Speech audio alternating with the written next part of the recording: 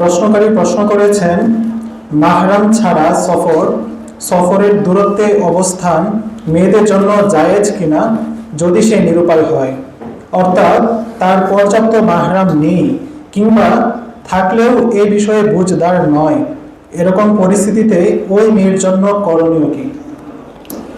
এমনিতে তো কোরআন সুন্নাহর আলোকের দিক নির্দেশনা এটাই যে কোনো নারী, কোনো মহিলা তার মাহরাম ব্যতীত শরঈ সফরের দূরত্বে যেতে পারবে না,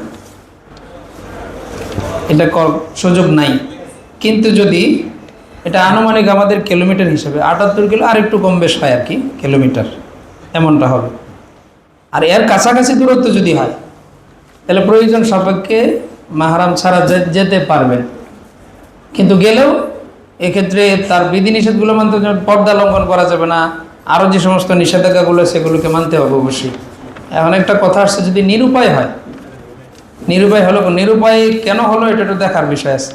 যদি ফ্যামিলিগত এমন কোনো সদস্য থাকে যে বাসা দূরে, পড়াশোনার স্বার্থে, চাকরির স্বার্থে অনেক দূরে যেতে হয়, প্রয়োজনে পরিবারকে নিয়ে যাবে উনি, ওনার যারা অভিভাবক আছে, ভাই হলে ভাই, বাবা হলে বাবা, এরকম যাদের অধীনস্থ তিনি হয়ে আছেন, অধীনস্থদেরকে এরকম অভিভাবক যারা আছে ঊর্ধ্বতন, তাদেরকে নিয়ে যাবে। ব্যবস্থাপনা এটা করতে হবে।